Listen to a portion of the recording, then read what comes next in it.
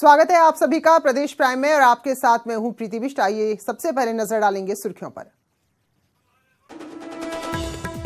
और अपना उत्तराखंड में सबसे पहले बात आज की सबसे बड़ी सियासी खबर की तो पूर्व मुख्यमंत्री और पौड़ी से बीजेपी के सांसद भुवन चंद्र खंडूड़ी के बेटे ही वो शख्स हैं जिनको लेकर कांग्रेस लगातार कह रही थी कि बीजेपी को एक बड़ा झटका लगने वाला है। जी हां, मनीष खंडूड़ी जो कल कांग्रेस में शामिल होने जा रहे हैं, तो ये बड़ी खबर है। सूत्रों के मुताबिक कल दिल्ली में मनीष खंडूड़ी कांग्रेस में शामिल होंगे और राहुल गांधी की मौजूदगी में पार्टी की सदस्यता ग्रहण कर सकते हैं। खबर तो ये भी है कि कांग्रेस मनीष खंडूड़ी को पौड़ी सीट से टिकट दे सकती है, तो ये बड़ी खबर है। पौड़ी से वर्तमान में सांसद और राज्य के पूर्व मुख्यमंत्री भुवन चंद्र खंडूड़ी के पुत्र मनीष खंडूड़ी कल कांग्रेस पार्टी की सदस्यता आधिकारिक रूप से ग्रहण कर सकते हैं। तो कांग्रेस जो लगातार कह रही थी कि कैसा चेहरा, ऐसा नाम कांग्रेस में शामिल होने जा रहा है जिससे बीजेपी में भूचाल आ जाएगा, तो वो नाम सामने आ गया है। और अब इसके बाद किस तरह से पौड़ी सीट को लेकर और ज्यादा जद्दोजहद शुरू होगी वो देखने लायक होगी, क्योंकि ये साफ हो चुका है कि भुवन चंद्र खंडूड़ी अब इस सीट से नहीं लड़ रहे हैं और जो दावेदार है उनके फेहरिस्त इतनी लंबी है नाम की कि यहाँ पर किसी को एक को टिकट देकर संतुष्ट करना वाकई में काफी मुश्किल है। तो ऐसे में मनीष खंडूड़ी जो अब कांग्रेस में शामिल होने जा रहे हैं। अनुपम त्रिवेदी हमारे उत्तराखंड के संपादक हमारे साथ जुड़ गए हैं।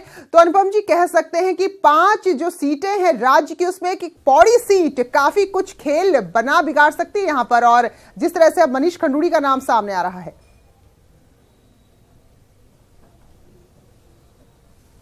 बिल्कुल प्रीति, देखिए मनीष खंडूड़ी एक तरीके के सरप्राइज एलिमेंट आए हैं इस पूरे पॉलिटिकल डेवलपमेंट में। उनको लेके कोई बहुत ऐसी कोई चर्चा पहले नहीं थी कि वो एक्टिव पॉलिटिक्स में आ सकते हैं या इस तरीके से चुनाव लड़ सकते हैं। अचानक इन्हें नाम सामने आया है पिछले 3-4 दिनों के अंदर, और इससे कम से कम कांग्रेस खेमे में इस वक्त बहुत उत्साह है। परसों राहुल गांधी की रैली थी और 2016 में जब यहाँ पॉलिटिकल संकट आया था उत्तराखंड में, आपको पता है कि बहुत बड़े नेता, करीबन 10 नेता बड़े उत्तराखंड कांग्रेस के जाके शामिल हो गए थे बीजेपी में। उसके बाद से कांग्रेस के अंदर एक बड़ा वैक्यूम बना हुआ है, कोई बड़ा नाम, बड़ा चेहरा सामने आया नहीं। तो अब कांग्रेस को कम से कम लग रहा है कि मनीष खंडूड़ी के तौर पे अगर हमें ये सफलता मिल जाती है फाइनली, कि जिस तरीके की बातें चल रही है और जो खबरें आ रही हैं, तो कांग्रेस के लिए बहुत बड़ी जीत होगी और एक तरीके का साइकोलॉजिकल वॉरफेयर है जिसमें कांग्रेस का एडवांटेज होगा। और बीजेपी के नेता तो अभी से इस बात को लेकर स्ट्रैटेजी बना रहे हैं, अगर ये हुआ तो उनको कितना नुकसान हो सकता है और किस तरीके से उस पूरे ऑपरेशन को या इसके पूरे नुकसान को किस तरीके से मैनेज कर पाएंगे। और अभी फिलहाल आज जो मीटिंग हुई थी बीजेपी विधायकों की, उसमें बीसी खंडूड़ी की जो लड़की हैं रितु खंडूड़ी, वो विधायक भी हैं यमकेश्वर से, वो आज मीटिंग में नहीं आए, वो स्किप कर गई और उन्होंने अपना रीजन दिया है कि वो पारिवारिक कारणों से व्यस्त हैं। कल यहाँ मीटिंग हुई थी चुनाव प्रबंधन समिति की, उसमें खंडूड़ी जी को भी आना था, वो भी नहीं आए। तो ये सारे डेवलपमेंट्स एक के बाद एक जिस तरीके से हो रहे हैं, इस और इशारा करते हैं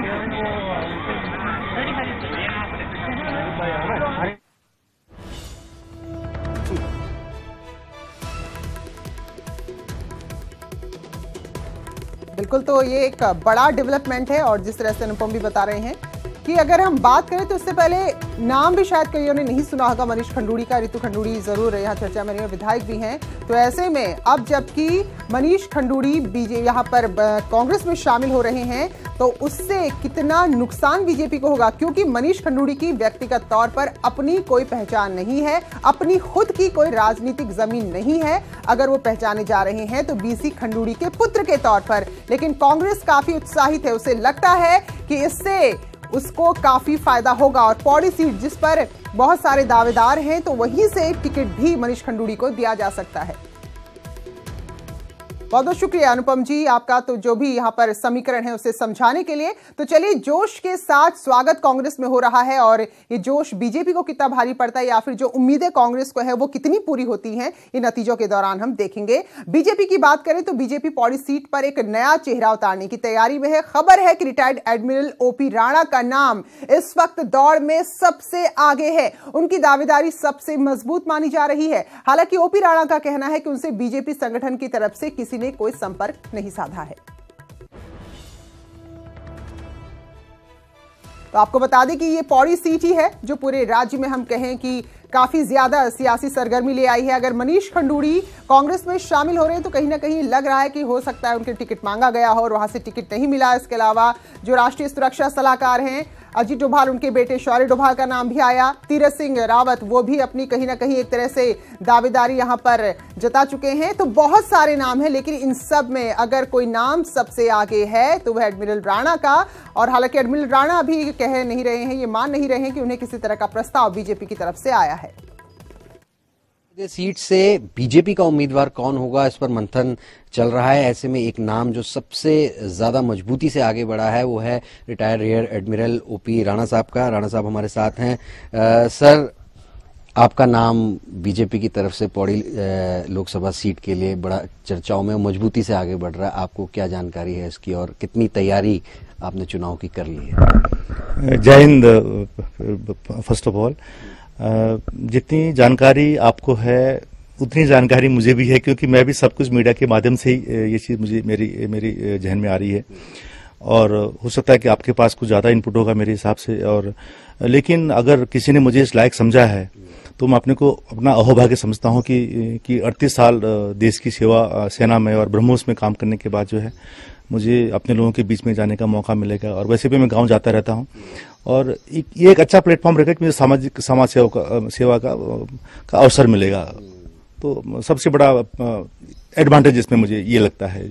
इसलिए अगर बीजेपी चाहती है कि मैं इस लायक हूं तो बिल्कुल मैं इस क्षेत्र में आना चाहूंगा। क्या प्रायोरिटीज रहेंगी आपकी? क्योंकि आप देश की सेवा आपने की है सेना में रहते हुए, अब किस तरीके की प्रायोरिटी अपने क्षेत्र के लिए रहने वाली? जी, प्रायोरिटी ऐसा है कि क्योंकि मैं गांव से आया हूं और मेरी पूरी शिक्षा गांव से हुई है। मुझे पता है कि गांव हमारे समय में हम लोग गांव में कैसे काम करते थे, खेतों में जाना, जंगल जाना, स्कूल पढ़ाई करना। तो पौड़ी एक ऐसी सीट है जिसको लेकर सबसे ज्यादा बवाल हो रहा है और सबसे ज्यादा टेंशन अगर कहें तो इस वक्त कार्यकर्ताओं में है, क्योंकि उन्हें लग रहा है कहीं पैराशूट प्रत्याशियों को यहां पर मैदान में ना उतार दें। और इसकी वजह से कार्यकर्ता भी कहीं ना कहीं इस वक्त थोड़े से असहज और यहां पर कंफ्यूज कह सकते हैं, वो नजर आ रहे हैं। बीजेपी, कांग्रेस जैसे राष्ट्रीय दलों में हमेशा से ही पार्टी आलाकमान का फैसला सबसे ऊपर होता है। ऐसे में पहले भी कई बार स्थानीय स्तर के नेताओं पर दिल्ली या दूसरे राज्य के बड़े नेताओं या फिर पार्टी से बाहर के आयातित नेताओं को अचानक प्रत्याशी बनाना पार्टी कार्यकर्ता पूरी तरह स्वीकार नहीं कर पाते। इस चुनाव में भी कांग्रेस कार्यकर्ताओं को पैराशूट प्रत्याशी की चिंता सताई जा रही है। हालांकि विधानसभा में विपक्ष के उपनेता करण माहरा पैराशूट प्रत्याशी से पूरी तरह इनकार कर रहे हैं।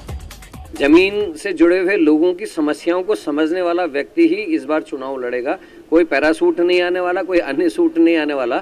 जो भी आएगा वो कांग्रेस की नब्ज को समझने वाला होगा, कांग्रेस की ठोस विचारधारा को फॉलो करने वाला व्यक्ति होगा और जनता पर जिसकी गहरी पकड़ होगी वही इस बार हमारा प्रत्याशी होगा।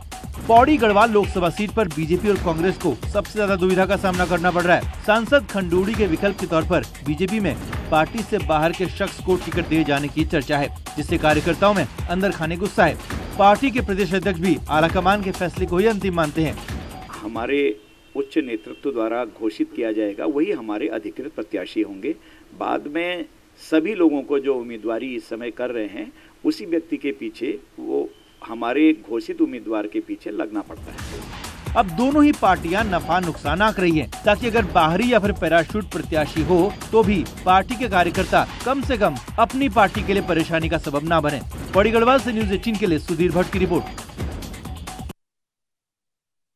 तो ये हालांकि साफ हो गया है कि अब मनीष खंडूड़ी कांग्रेस की सदस्यता ग्रहण कर रहे हैं और नेता प्रतिपक्ष शुरुआत से कह रही थी कि बीजेपी का एक बड़ा नेता इसमें शामिल होने वाला है पार्टी में। तो जब यही सवाल प्रीतम सिंह से पूछा गया तो उन्होंने कहा कि जो भी नेता प्रतिपक्ष कह रही हैं उस बयान से मेरा कोई लेना देना नहीं है। नेता प्रतिपक्ष जी ने क्या कहा वो आप नेता प्रतिपक्ष जी से पूछे। कोई नेता कुछ बयान देगा उसका प्रतिकार आप मेरे से पूछेंगे। मैंने तो अध्यक्ष के रूप में आपको कह दिया कि जो लोग कांग्रेस परिवार में सम्मिलित होना चाहते हैं उनका स्वागत है। कितनी भीड़ आने के पर हैरानी है कि पार्टी में जो भी बातें होती हैं, क्या यहाँ पर जो भी पार्टी के नेता प्रतिपक्ष की बात करें, प्रीतम सिंह प्रदेश अध्यक्ष, क्या आपस में कोई डिस्कस नहीं होता? बहरहाल चुनाव के ऐलान के बाद आखिरकार कांग्रेस चार्जशीट की बैठक हुई, लेकिन अभी चार्जशीट तैयार नहीं हुई है। इसके लिए एक बैठक और होनी है, जिसके बाद चार्जशीट राज्यपाल को सौंपी जाएगी। प्रदेश अध्यक्ष प्रीतम सिंह का कहना है कि भले ही बैठक में देरी हो गई हो, लेकिन जल्द ही चार्जशीट तैयार कर राज्यपाल को सौंपी जाएगी। वहीं प्रभारी अनुग्रह नारायण सिंह का कहना है कि चार्जशीट सभी सबूतों के साथ पेश की जाएगी। तो लोकसभा चुनाव की तैयारियों और बीजेपी विधायकों को चुनाव की जिम्मेदारी देने के लिए विधायक दल के प्रदेश मुख्यालय में बैठक हुई। बीजेपी प्रदेश अध्यक्ष अजय भट्ट की अध्यक्षता में बैठक हुई। लोकसभा चुनाव प्रभारी थावरचंद गहलोत और मुख्यमंत्री त्रिवेंद्र सिंह रावत भी इसमें मौजूद रहे। इसके अलावा पार्टी के कई मंत्री, विधायक और संगठन के नेता भी इसमें शामिल रहे। इस मौके पर मुख्यमंत्री त्रिवेंद्र सिंह रावत ने पार्टी को 1,01,000 का चेक सौंपा। दूसरे विधायक और मंत्रियों ने भी पार्टी को 1-1 लाख का चेक दिया। उनको हमने उनके क्षेत्रों का एक किस्म से पूर्ण जिम्मेदारी दी है और प्रभारी बनाया है और अपने क्षेत्र में सारे संगठन को ऑर्गेनाइज करके सामंजस्य बनाने के लिए भी विधायकों से अनुरोध किया है। साथ में हमने हर विधायक से यथाशक्ति यथासंभव पार्टी के फंड में अपने वेतन से चेक द्वारा कुछ धनराशि देने का भी आग्रह किया है। और बीजेपी टिहरी सीट पर एक नया चेहरा उतार सकती। इन चर्चाओं के बीच टिहरी की मौजूदा सांसद माला राजलक्ष्मी ने अपनी सक्रियता है वो बढ़ा दी है। नेपाल राजघराने से संबंध रखने वाली सांसद देहरादून में गोरखाली समुदाय के बीच पहुंची। अगर बात करें तो उत्तराखंड में गोरखाली समुदाय के करीब 11 लाख के आसपास के वोट हैं। इनमें अकेले टिहरी संसदीय सीट पर 1 लाख के आसपास मतदाता हैं। तो ऐसे में वर्तमान सांसद ने गढ़ी कैंट पहुंचकर गोरखाली सभा के कार्यकर्ताओं से मुलाकात की। माला राजलक्ष्मी शाह ने कहा कि वो अपने मायके आई हैं तो गोरखाली समुदाय ने भी उन्हें बेटी कहकर सम्मान दिया। तो हर कोई अपनी अपनी यहां पर शक्ति दिखा रहा है ताकि उसको टिकट मिल सके। जी ने जो काम किए हैं समुदाय के, वैसे भी वो हमारी एक बेटी के समान इस समुदाय को हम उनको देखते हैं। उनके द्वारा जो कार्य यहाँ किए गए हैं, पहले भी जब 2016-17 में उन्होंने अपने सांसद निधि से हमारे कंप्यूटर और सिलाई बिनाई कढ़ाई क्षेत्र के लिए भी एक भवन का निर्माण कराया था। मैं बहुत पहले से आती रहती हूँ और मीटिंग में कभी कभी भाग भी लेती हूँ, इसलिए इसी कार्यक्रम के लिए मैं यहाँ आज आई हूँ। टिहरी विधायक धन सिंह नेगी को आदर्श आचार संहिता के उल्लंघन के मामले में एआरओ द्वारा नोटिस भेजा गया और 48 घंटे के अंदर जवाब मांगा गया है। टिहरी विधायक एक शादी समारोह में गए थे और दुल्हन को मांग टीका भेंट कर अपनी जो तस्वीर है उसे सोशल मीडिया पर शेयर कर दिया, जिस पर लोकसभा चुनाव निगरानी समिति ने उन्हें नोटिस भेजा है और 48 घंटे में जवाब मांगा है। ये हमें इन्फॉर्मेशन मिली थी कि एक शादी में इन्होंने सोने के मांग टीका एक गिफ्ट करा है। तो हमारे जो मीडिया वाली जो टीम है एमसीएमसी, उसके जरिए हमें इन्फॉर्मेशन मिली, तो इसी में हमने उनको नोटिस दिया है। 48 घंटे का समय दिया है कि अपना पक्ष वो पेश करें। तो चुनावी सीजन है, ऐसे में हर मुद्दे को पूरी तरह से लपका जा रहा है, अपने पक्ष में उसे भुनाया जा रहा है। हरिद्वार की मेयर अनीता शर्मा से चुनाव के चलते सरकार ने सरकारी गाड़ी क्या छीनी, उन्होंने इसे पूरा भुनाना शुरू कर दिया। अनीता शर्मा एक ऑटो पर अपना बैनर लगाकर निकल पड़ी शहर की सफाई व्यवस्था का जायजा लेने। उनका कहना है कि उनके साथ बहुत गलत व्यवहार हो रहा है। अब उन्हें किसी सरकारी गाड़ी की जरूरत नहीं है, उन्हें जनता की सेवा करनी है और वो यूं ही करती रहेंगी। देखो अब ये तो वाहन तो आप सुरक्षित है ही नहीं, वाहन धीरे धीरे चलता है, इसमें तो अपनी जान को भी खतरा लगा रहता है, क्योंकि ये पलटने का भी डर लगता है। क्योंकि मैं ये कहूँगी कि अब जब गाड़ी नहीं मिल रही तो हमें यही वाहन अपना इस्तेमाल करना पड़ेगा, जनता के बीच में जाना पड़ेगा और जनता की सेवा में करते रहेंगे, क्योंकि जनता ने हमें जिताया है, जनता ने भरोसा है, उनकी विश्वास में मुझे करना है। राज्य के पहाड़ी इलाकों की भौगोलिक परिस्थितियां जितनी विषम है उतना ही मुश्किल है यहां मतदान करवाना। खासतौर पर सीमांत जिले पिथौरागढ़ की बात करें तो इस जिले में आज भी ऐसे दर्जनों बूथ हैं जहां तक पहुंचने के लिए पोलिंग पार्टीज को 16 किलोमीटर तक का पैदल सफर तय करना पड़ता है। पिथौरागढ़ जिले के भौगोलिक हालात सूबे में सबसे ज्यादा कठिन है। ये जिला सबसे ज्यादा क्षेत्रफल तो खुद में समेटा ही है, साथ ही यहाँ के चप्पे चप्पे तक पहुँचना भी किसी चुनौती से कम नहीं है। ऐसे में चुनावों के दौरान पोलिंग पार्टियों को पहुँचाना हमेशा ही मुश्किलों भरा रहा है। आलम यह है कि धारचूला विधानसभा के कनार पोलिंग स्टेशन तक पहुँचने के लिए पोलिंग पार्टियों को 16 किलोमीटर से ज्यादा का पैदल सफर तय करना पड़ता है। भौगोलिक स्थितियाँ तो खराब रहेंगी ही, उसमें बहुत सारी जगहों पर आपको जो है पैदल भी जाना पड़ सकता है और थोड़ा सा घोड़े या दूसरे अन्य साधनों से भी जाना पड़ता है। लेकिन ये हम नहीं कहते हैं कि चीज़ें ख़राब हुई हैं। 1952 से कई चीज़ें तो बेहतर हुई हैं, लेकिन अभी भी बहुत सारी जगहों पर चीज़ें ठीक नहीं हुई हैं। धारचूला विधानसभा में 7 पोलिंग स्टेशन ऐसे हैं जहां पहुंचने के लिए 10 किलोमीटर से ज्यादा का पैदल सफर तय करना है, जबकि डीडीहाट में 2 पोलिंग स्टेशनों में पहुंचने के लिए 8 किलोमीटर की खड़ी चढ़ाई चढ़नी जरूरी है। पिथौरागढ़ विधानसभा में भी 2 पोलिंग स्टेशन ऐसे हैं जहां पहुंचने के लिए 10 किलोमीटर से ज्यादा का दुर्गम सफर तय करना है। तो गंगोलीहाट में भी एक बूथ ऐसा है जहां पहुंचने के लिए 8 किलोमीटर की कदमताल जरूरी है। यही नहीं, पिथौरागढ़ के नामिक पोलिंग स्टेशन तक पहुंचने के लिए तो पोलिंग पार्टियों को बागेश्वर से जाना पड़ता है और इसके बाद भी 5 किलोमीटर की दुर्गम चढ़ाई चढ़नी होती है। बहुत सारे बूथ ऐसे हैं कि जिसमें जो है 3 किलोमीटर से लेके अधिक मात्रा तक पैदल चलने की संभावना है। तो हम लोग पूरा प्रयास कर रहे हैं कि इनको आवश्यक वहाँ पे सुविधा उपलब्ध रहे और जहाँ तक उपलब्ध है या यातायात संभव हो पाएगा वहाँ तक उनको गाड़ी से पहुँचाने का भी व्यवस्था कर रहे हैं। इस साल जिले के ऊंचाई वाले इलाकों में भारी बर्फबारी हुई है, जिस कारण पोलिंग पार्टियों को ऊंचाई वाले इलाकों में पहुंचाना अन्य सालों के मुताबिक और भी कठिन होने वाला है। ऐसे में पैदल सफर ही नहीं बल्कि तहसील मुख्यालय से 142 किलोमीटर दूर समकोट, 133 किलोमीटर दूर किमखेत और 132 किलोमीटर दूर सैड़ राखी पहुँचना भी पोलिंग पार्टियों के लिए खासा मशक्कत भरा होने वाला है। न्यूज़ 18 के लिए पिथौरागढ़ से विजयवर्धन उप्रेती की रिपोर्ट। तो चलिए, प्रशासन तैयारी में लगा है और लोगों को जागरूक भी किया जा रहा है कि वो अपने मताधिकार का इस्तेमाल करें। तो ऐसे में मसूरी शहर के युवा इस बार किस सोच के साथ अपने प्रतिनिधि को चुनने जा रहे हैं, आइए देखते हैं। हमारा संसद ऐसा होना चाहिए जो क्षेत्र का विकास करे, एजुकेशन में बच्चों का प्रोत्साहन बढ़ाए और जो बेरोजगार है उनको रोजगार दिलाए। एक ही मांग है कि जो युवा बेरोजगार घूम रहा है उसे रोजगार दिया जाए, शिक्षा की जो व्यवस्थाएं हैं उनको बेहतर बनाया जाए। हम ऐसे सांसद की मांग करते हैं। ऐसे सांसद चाहते हैं जो अगर सांसद में कोई हमारे पे जैसे कोई योजना आ रही है तो जनता तक पहुंचे, जनता उस चीज़ का फायदा उठा सके। जैसे अभी थोड़ी देर पहले बात चल रही थी कि जैसे यहाँ रोडें खराब है, लोगों को कॉलेज आने जाने में दिक्कत है, कई बातें हैं, गाँव में लाइटें नहीं है, कुछ नहीं है। आज राज्य में फूलदेई मनाई गई, लोक पर्व है फूलदेई। इस दौरान बच्चे घर घर जाते हैं और देही पूजन करते हैं फूल डालकर। तो राजभवन में छोटे छोटे बच्चे पहुंचे और यहां फूल बिखेरे देहरी पर। राज्यपाल ने भी पूरे उत्साह के साथ इन बच्चों का स्वागत किया, उन्हें चावल और अन्य अनाज भेंट किए। राज्यपाल ने बच्चों से मिलने के बाद उन्हें उपहार भी भेंट किए। तो बच्चे भी काफी खुश नजर आ रहे थे।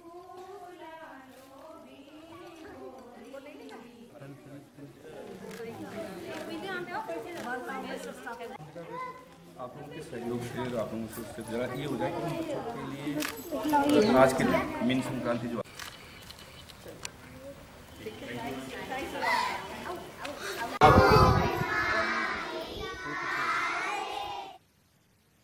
चलिए और अब बात कर लेते हैं सेहत की। आज वर्ल्ड किडनी डे है, यानी कि विश्व किडनी दिवस, और इससे खास दिन हम आपके लिए लाए हैं एक ऐसी खास रिपोर्ट जिससे आप जानेंगे कि हमारे बदलते रहन सहन ने हमारी किडनी को कितना प्रभावित किया है और किडनी की बढ़ती बीमारी से निपटने के लिए उत्तराखंड कितना तैयार है।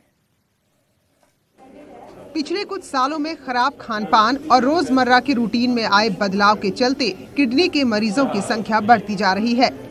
उत्तराखंड की बात करें तो ये बीमारी यहाँ किस तेजी से बढ़ रही है, इसका अंदाजा आप पिछले 4 महीने के आंकड़ों से लगा सकते हैं।